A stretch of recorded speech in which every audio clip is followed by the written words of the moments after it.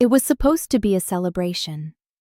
Streamers lined the conference room windows, champagne flutes clinked, people laughed too loudly in their buttoned-up suits, and my father stood at the front, glowing under the soft overhead lights as if the company itself had been crafted from his spine. In a way, it had. They say if you've ever been betrayed by family, hitting like brings peace, subscribing brings clarity, and commenting brings karma to those who wronged you. Try it, and tell me where you're watching from. Anyways, he started Midtech Systems in a garage 37 years ago, with nothing but a whiteboard, a folding table, and a grudge against big box manufacturers.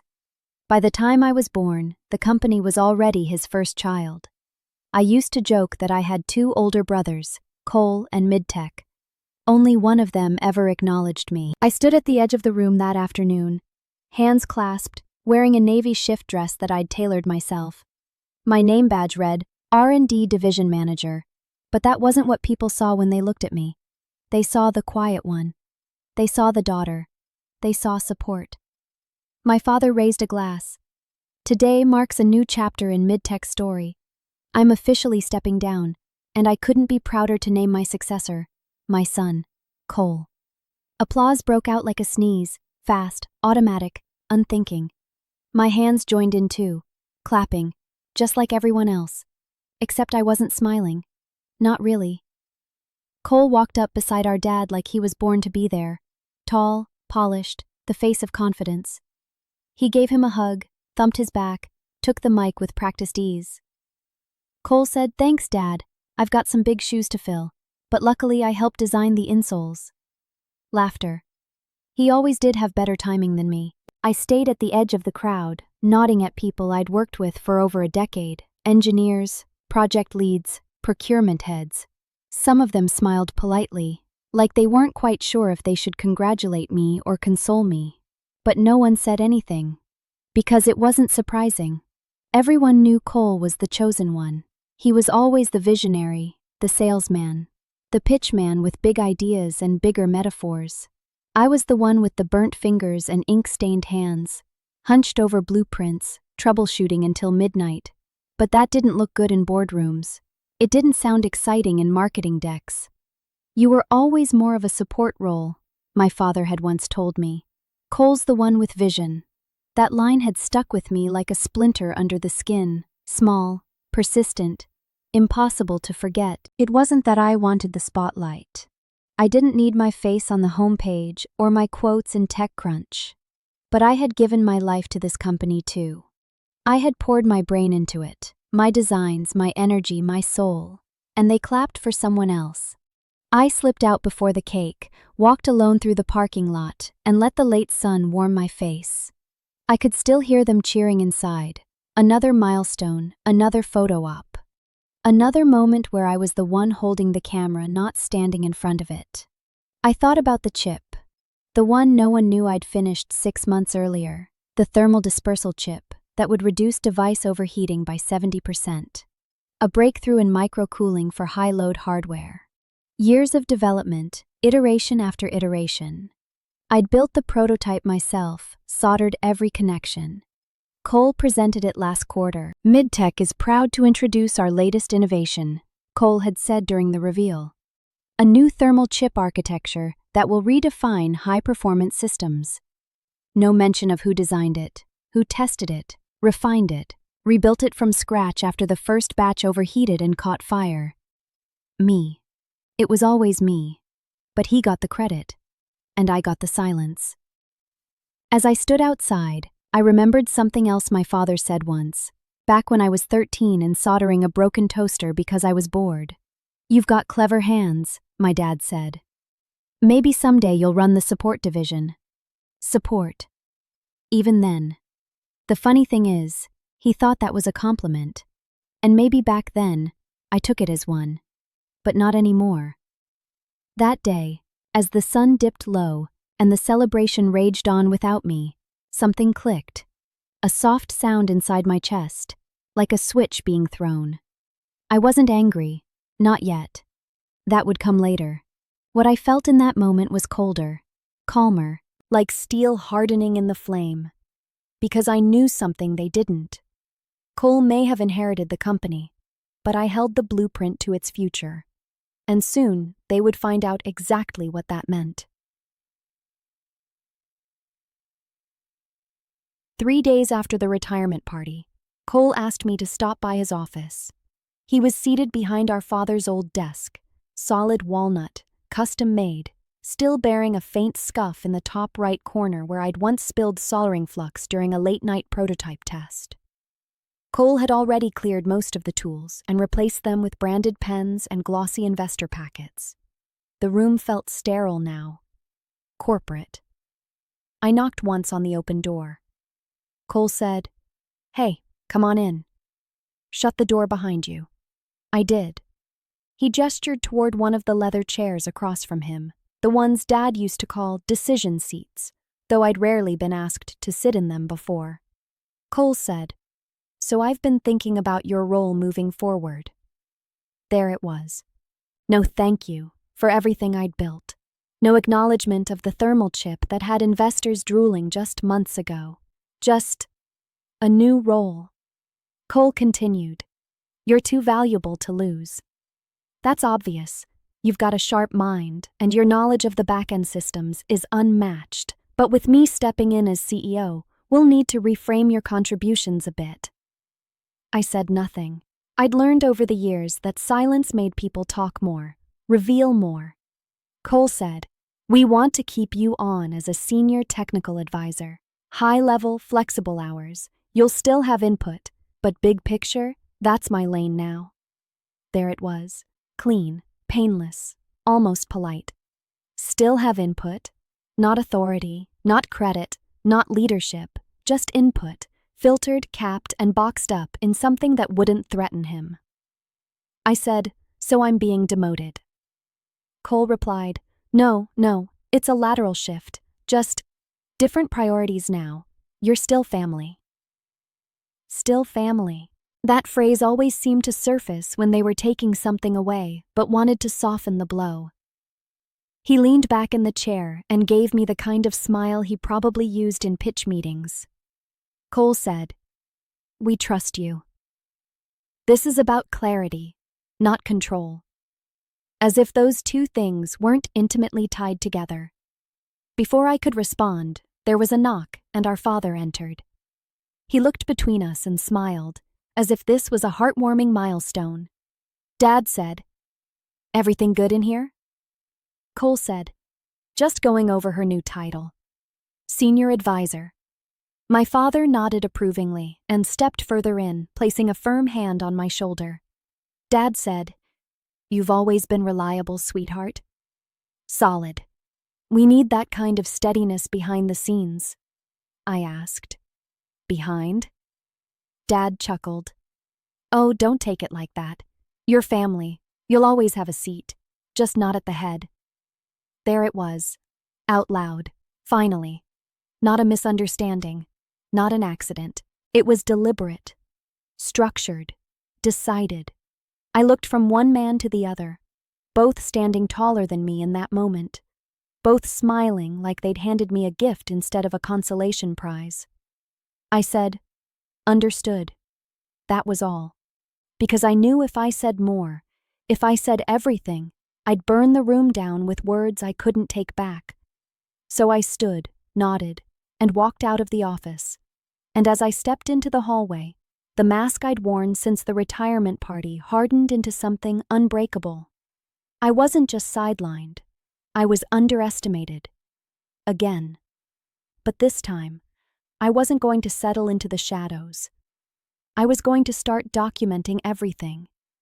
That very afternoon, I began pulling internal memos, cross-referencing old reports, annotating design histories, emails, timestamps. I made copies of concept sketches, drafts, digital logs, everything that had my fingerprints on it, but never my name. I wasn't paranoid. I was precise. I wasn't bitter. I was methodical. I kept a folder on a flash drive, encrypted, labeled simply, Chip Ownership. And as I pieced it together, week after week, it became undeniable. The most valuable innovation Midtech had ever produced, the one that Cole had paraded around as his personal achievement, was based entirely on my design. Not the early-stage prototype they had filed for provisional coverage, not the one Cole had walked into the boardroom with 2 years ago, but the final model, the functional one, the one actually used in production, the one I'd overhauled after discovering a flaw in the heat-shielding curve that would have caused burnout in high-pressure environments. They hadn't caught that. I had. And that difference, that subtle architectural change, it was enough. It was mine. So I filed a patent, quietly, under my own name. Not through Midtech's legal department, not through the company channels that funneled everything through my father and brother. I used a private firm, paid the fees myself, sat through the paperwork alone, in a glass-walled office 2 cities over.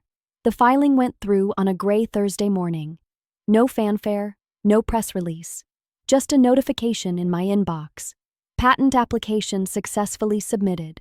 Confirmation number 87463-HT. I stared at the screen for a long time. It didn't feel like revenge. It felt like truth. I didn't tell anyone, not even Tanya, my best friend from grad school. I just kept working, kept documenting, kept watching as Cole strutted through the halls like the king of innovation. Let him. Because I knew something he didn't. I owned the very thing he thought he'd inherited, and sooner or later, he was going to find out. It started with a burned fingertip and a stubborn piece of copper. The first prototype for the thermal chip sat on my workbench like a puzzle that didn't want to be solved. I'd been at it for hours, my hair pulled into a messy knot, fingers blackened with graphite and soldering residue, the lab windows darkening as night slid into morning. I didn't leave, I didn't sleep, I was obsessed. The idea came to me 2 years earlier, a design tweak that could reduce thermal load by redirecting microcurrents through a thinner, etched dispersal lattice. The trick wasn't in the theory, it was in the layering, the balance, the split-second timing of energy distribution. Most people wouldn't notice the flaw in the original schematic. Cole certainly didn't. He liked shiny things, demos, concepts. He liked saying phrases like, "Energy efficiency is the future," and "We're disrupting heat." But he didn't know how to build it. Not really. He never saw the version that short-circuited when the heat threshold crossed 115 degrees Celsius. He never stayed up with me when the heat sink warped under pressure testing. He never saw me sobbing over a melted board at 2 a.m., wondering if I was wasting my life on something no one would ever credit me for. But I kept going, because I believed in the design, and when I finally got it right, I didn't shout. I didn't schedule a board meeting. I just quietly replaced the flawed module with my corrected blueprint in the master files. No announcement, no signature, just precision. A month later, Cole presented the chip at Midtech's quarterly innovation summit.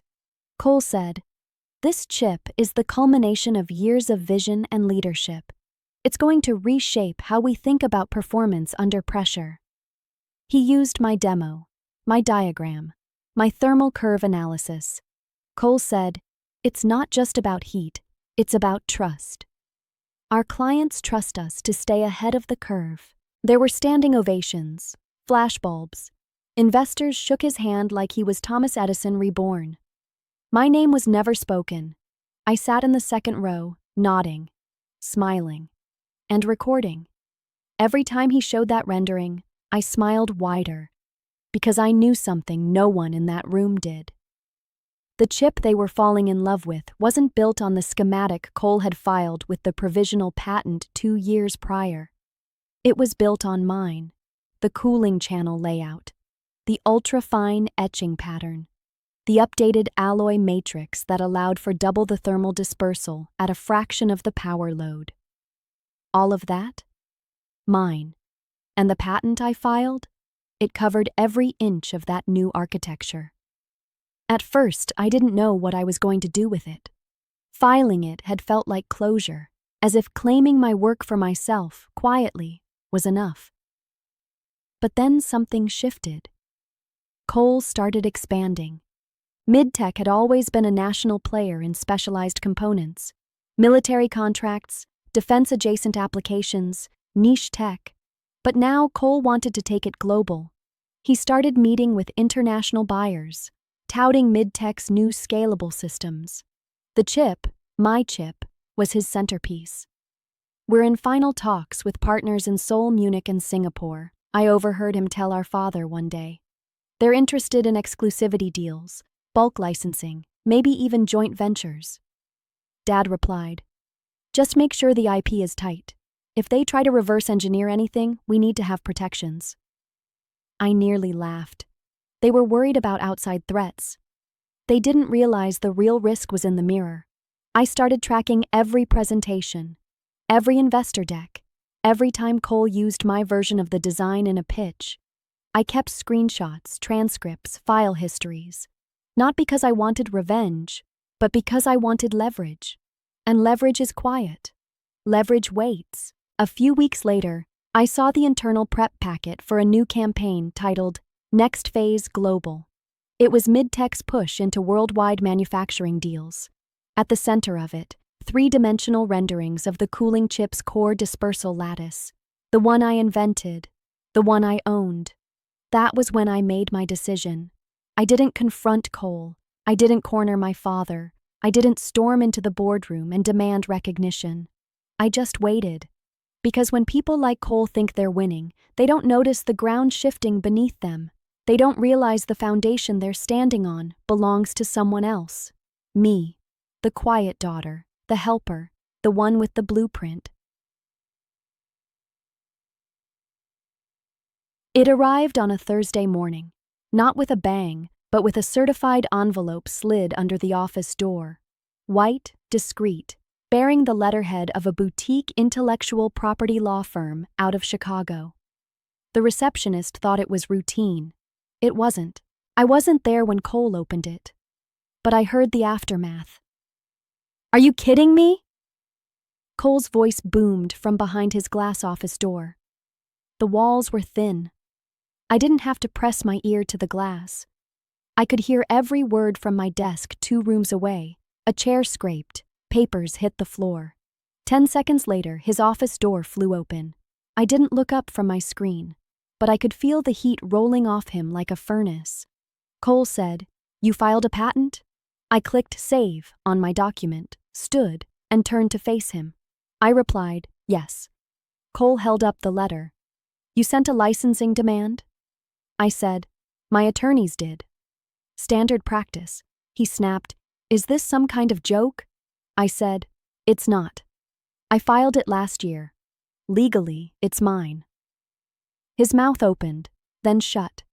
His face flickered between outrage and disbelief. Cole said, "You're serious?" I said, "I'm serious." He turned, pacing, gripping the letter like it might combust. Cole said, "You work here. We're family. You don't file patents against your own company." I said, "Apparently, I do. Especially when the company is using my design without attribution or permission." Cole said, "This is betrayal." I replied, "No. This is business. You made that clear when you offered me a seat, but never the table." A beat passed, then our father walked in. His face was flushed. He was holding his phone in one hand, the envelope in the other. Dad said, "Is this true?" I replied, "Yes." "I filed a patent for the finalized chip design. The one your company is currently building into every next phase unit," Dad snapped. "You went behind our backs." I replied, "I documented everything. Every change, every schematic, every update to the thermal flow calculations that made the chip viable. I followed the law. I claimed what was mine." He stared at me, red-faced and rigid. Dad said, "You're my daughter." I replied, "And you gave the company to someone who didn't even know what he was selling." That shut him up. For a moment. Cole threw the envelope on the floor. Cole said, "We're not licensing it." "That's insane." I said, "Then you're not using it." Cole replied, "We'll make a new version. We'll go around it." I said, "Go ahead." Just know that my patent covers every version that works." He looked like he wanted to scream, but instead, he turned on his heel and left the room, our father trailing behind him like a general retreating from a lost battle. I didn't follow. I just sat down and went back to work. The manufacturing delays started the following week. The prototype units failed stress tests without the cooling module. Cole tried replacing the dispersal lattice with a generic variation. It overheated, then shorted out. A memo went out from engineering. Cooling system needs redesign. Current alternatives unstable. I didn't reply. I didn't gloat. I just waited. Word started spreading. Partners called asking why production was behind schedule. One foreign distributor pulled out entirely. And still, Cole refused to negotiate. I knew he wouldn't break easily. But this wasn't about breaking him. It was about making the truth impossible to ignore. Behind every flashy rollout, every glossy investor deck, every confident CEO speech, there had been me. Now they were building the future on sand. And without my design, they were stuck. It didn't take long. By Monday, the first investor pulled out, a firm out of Austin. Longtime supporters of mid-tech suddenly froze their next round of funding, citing unexpected intellectual property concerns. 2 days later, a European distributor suspended negotiations. Their rep emailed, "Until the licensing issue is resolved, we are holding all new agreements." Within a week, the cracks became chasms. Shareholders were calling emergency meetings. Orders were delayed. Manufacturing schedules were rearranged, reworked, then abandoned entirely. Without the thermal chip, Midtech's new product line wasn't just delayed, it was dead in the water. Investors don't like uncertainty, but they hate stalled timelines. And Cole? Cole had no answers. I heard about the boardroom call from Tanya, who still had contacts in operations. Tanya said apparently he stuttered through the entire Q&A, tried to spin it as a temporary negotiation. Someone asked point blank, "Do we have the legal right to use the design?" And he said, "We're working on that." I replied, "That's one way to phrase it." That same day, my phone started ringing, not with apologies, with offers. A voice said, "We'd love to license the chip architecture for our upcoming drone system." Another said, "Is there a way to acquire limited use rights just for our EU market?" I declined everyone. I said, "Thank you for your interest, but the tech isn't available for licensing at this time." Because I wasn't interested in letting someone else profit from it, not yet. I had other plans. Using my savings and a few very intentional calls to people who did believe in me, I signed the lease on a mid-size industrial space in the tech corridor just outside the city. Nothing flashy. Brick walls, exposed beams, good bones. We called it Phase 0 Labs. Within a month, I had 6 desks, a prototype bay, and 3 of the sharpest minds I'd met over the past decade. Engineers, designers, and one patent lawyer who smiled when she saw the blueprint I'd filed. She said, "This is solid. They can't touch you." I replied, "They already did. I just didn't let them keep it." Phase 0 wasn't just a lab. It was a declaration. No more family firms. No more being the helper. This time, I was building something of my own. Meanwhile, mid-tech systems began to wobble. The media picked it up first in the business blogs, then in national outlets. Patent dispute rocks mid-tech systems. CEO under scrutiny. The headlines danced on my screen as I sipped coffee in the office I designed myself. Light-filled, quiet, my name was on the lease. My sketch hung framed above the printer. Cole tried to course correct. He shifted the narrative, blamed delays on supplier inconsistencies, said nothing publicly about me. That was his mistake. Because the industry was small and word travels fast. At the next mid-tech shareholder meeting, the temperature dropped before the first slide even loaded. I wasn't there, but I heard from someone who was. My old colleague, Jasmine, called and said, "You won't believe this, someone actually stood up and asked, why wasn't she in charge to begin with?" I replied, "What did Cole say?" Jasmine said nothing, he just sat there. Poetic, really. They gave the company to the one who talked loudest, not the one who built it best. Without me, Cole's vision was brittle. It cracked under pressure. Because he never had to innovate alone, never had to sweat in silence, fail repeatedly, or rebuild from scratch. He just rode the wave of other people's effort and called it leadership. But now, without the foundation I gave him, he was drowning. Meanwhile, I was thriving. Phase Zero Labs began attracting attention, quietly, then loudly. Engineers started emailing me. Young women in STEM sent messages thanking me for owning your work. One even wrote, "I didn't know we were allowed to stand up like that." I replied, "We always were." They just hoped we wouldn't. And for the first time in my career, I wasn't being asked to support. I was being asked to lead. Not as the daughter, not as the backup, as the one holding the blueprint. The call came on a Sunday morning. My father's name flashed across the screen as I stood in the kitchen of Phase Zero Labs, barefoot, holding a cup of black coffee. For a moment, I just stared at it. I hadn't heard from him since the licensing letter arrived. Not a word, not even a cold, "We need to talk." But now he was calling. I let it ring twice before answering. Dad said, "I hope I'm not interrupting anything." I replied, "Depends. Are you calling as my father or as Midtech's former CEO?" There was a pause. Dad said, "A bit of both, I guess." I said nothing. He continued, "Look, things have been tense. I won't pretend they haven't. But I've been thinking and talking with Cole. We'd like to bring you back into leadership."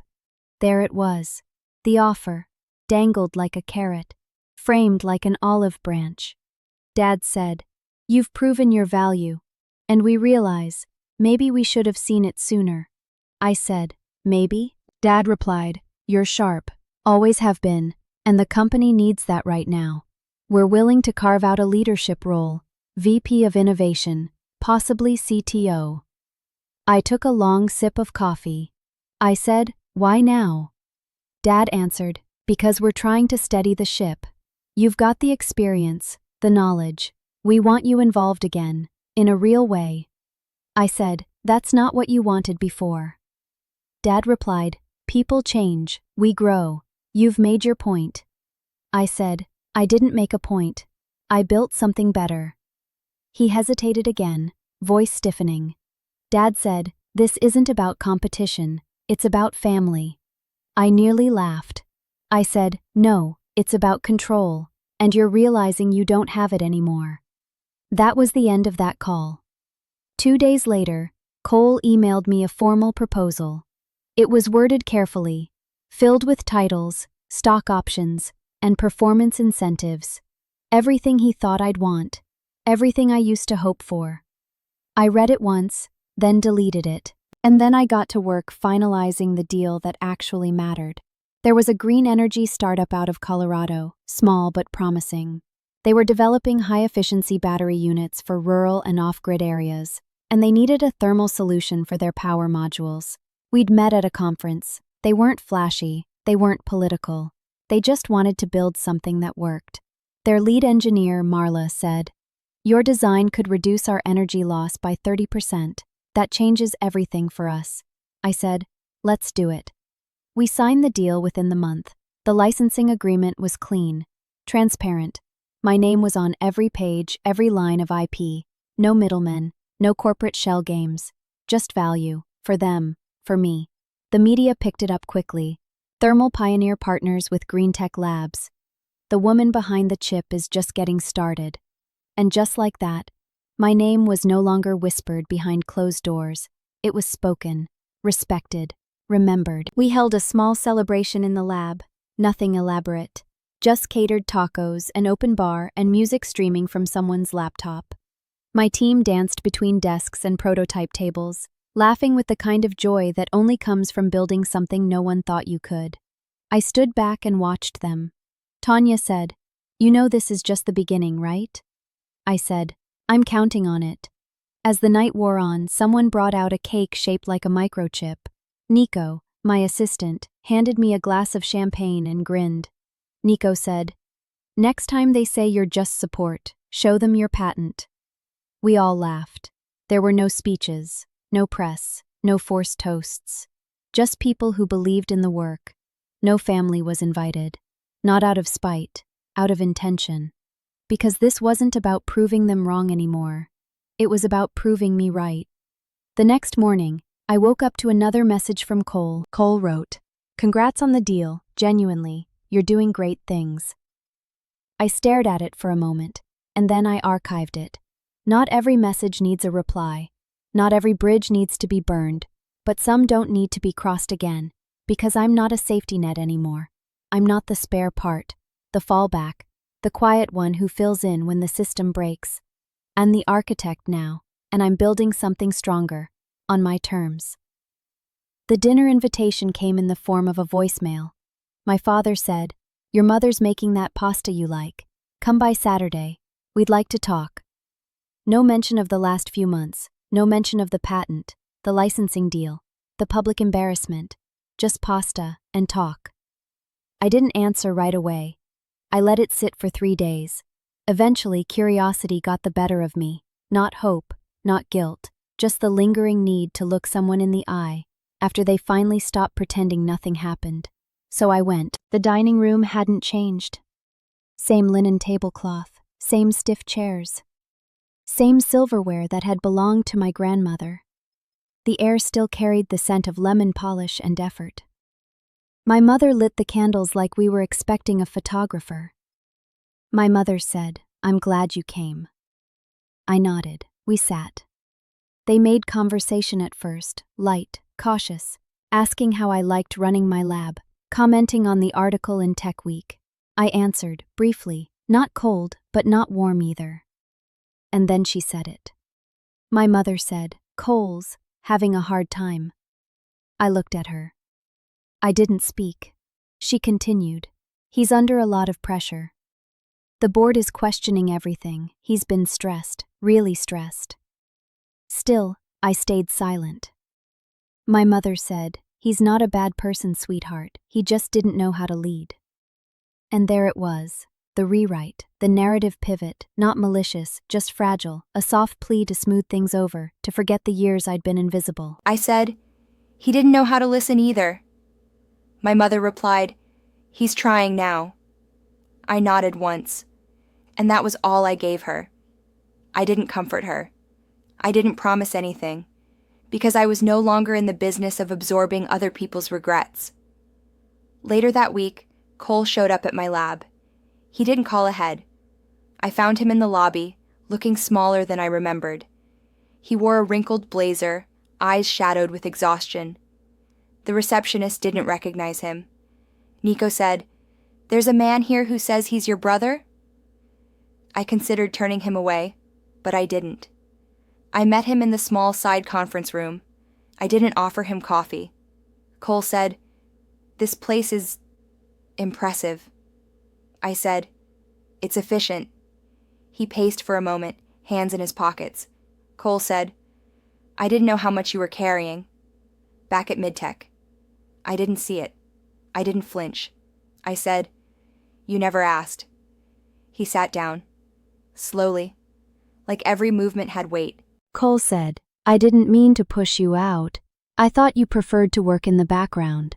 That you didn't want the pressure." I replied, "You thought wrong." He nodded. For once, he didn't try to defend himself. Cole said, "We're trying to stabilize. But the truth is, we need direction. We need innovation. We need you." I said, "You need the person you didn't believe in, until she proved you wrong." He looked at me with a mix of shame and respect, a blend I hadn't seen before. Cole said, "I know it's late, but if there's any way we can collaborate again, even partially, I'd be open to building something together." I leaned back in the chair. I let the silence stretch. Then I answered. I said, "Maybe, but the terms would have to be different. I don't work under people who don't see me." He nodded, slowly. Cole said, "Fair." He didn't ask what the new terms were. He just left, and that said everything. That night, I stayed late in my office. The hum of servers, the faint glow of prototypes humming in the background. The place felt alive, mine. I pulled out an old engineering notebook from the drawer, spiral-bound, frayed at the edges. My handwriting scrawled across every page, sketches, formulas, late-night epiphanies. I flipped through the pages slowly. Some of them were tear-stained, some smudged with coffee, but they all told the story, not of what I'd done for them, but of what I'd done for me. And as I turned the last page, I smiled, not because they finally saw me, but because I no longer needed them to. Underscores. The lights were hot, but the room was warm. Not in temperature, but in energy. I stood behind the podium at the Women in Tech Global Summit, looking out at a ballroom filled with engineers, founders, designers, students. Rows of people who looked like me, or like I once was, quiet, underestimated, building silently in the margins. My name flashed behind me in white on a soft gray screen. Keynote speaker, Ava Lin, founder Phase Zero Labs. I took a breath, not from nerves, from stillness, from awe at how far I'd come. And then I began. I said, for years I thought being quiet meant I had no power, that if you weren't loud, if you weren't standing at the front of the room, you didn't matter. The room listened, really listened. I continued. But power doesn't always shout. Sometimes it works late, it iterates, it redraws blueprints 100 times. Sometimes it just files the paperwork. Laughter, nods. That line had become a kind of quiet anthem, printed on t-shirts, stickers, coffee mugs. Power files the paperwork. A phrase born from a moment I never planned to make public, but it resonated. Because truth does. After the speech, I stayed for hours, talking with young women about licensing strategies, about protecting their work, about learning to name what they'd built. One woman said, I used to think if I didn't speak up, someone else would step in. Now I realize I am the one. I replied, you always were. My name had become something in the industry now. Not famous, but respected. It was on patents, on white papers, on hiring panels and keynote agendas. And, most importantly, on the front door of Phase Zero Labs. Our logo was now etched in glass. Our team had doubled, then tripled. Our latest cooling tech had just launched in the first line of modular power grids for underserved communities in Brazil and Kenya. Greener, safer, smarter. Not just innovation for profit, but for impact. Marla, our partner at GreenTech, said, your chip lowered our emissions by 18% last quarter. That's lives changed, for real. I said, then we're doing it right. Meanwhile, Cole's company stabilized. Midtech wasn't falling apart, but it wasn't growing either. It had scaled back its international expansion, focused on maintenance and slower development cycles. They released a secondary version of the chip eventually, clunkier, less efficient, legally distinct, but nowhere near as effective. Cole remained CEO, but now he answered to the board. Now he pitched cautiously, and he rarely used the word visionary. Once in a while, I'd get a forwarded press release from a colleague, Midtech quietly acquiring a small supplier or launching a new interface platform. Tanya would forward it and say, cute, they're trying. I never responded, because I didn't need to. Some months later, my father invited me for coffee, just him and me. We sat at his favorite diner, the one he used to bring Cole to after Sunday shifts at the plant. I used to ask to go too, but he always said it was a boys' thing. This time he poured me the first cup. Dad said, I read the article in Fast Company about the partnership in Southeast Asia. That's big. I said, it is. He stirred his coffee slowly. No sugar, just the way he liked it. Dad said, you've built something impressive, something lasting. I waited for what might come next, but he didn't apologize, not fully. Instead, he looked at me, not with authority, not even with regret, but with respect, a foreign language between us. Dad said, you've got leadership in you. I should have seen it sooner. I replied, you didn't want to. He didn't argue. He just nodded, and in that moment, I realized I didn't need his apology. Because the truth was already standing, breathing, moving forward without him. That night, I returned to the lab alone. It was quiet. Most of the team had left for the weekend. The halls were still. My office lights cast a soft glow over the shelves of notebooks, models, sketches, pieces of the journey. I pulled open the drawer on the right. Inside was the original patent file. The one I'd filed under my own name. The one no one had touched. The one that started it all. I ran my hand over the raised seal. This time my name came first. Not as a footnote. Not buried in a filing cabinet behind someone else's press release. But bold, clear, unmistakable. They gave Cole the company. They always would have. But I gave myself the legacy. And that's something no one can take back. If you enjoyed the story, make sure to subscribe for good luck.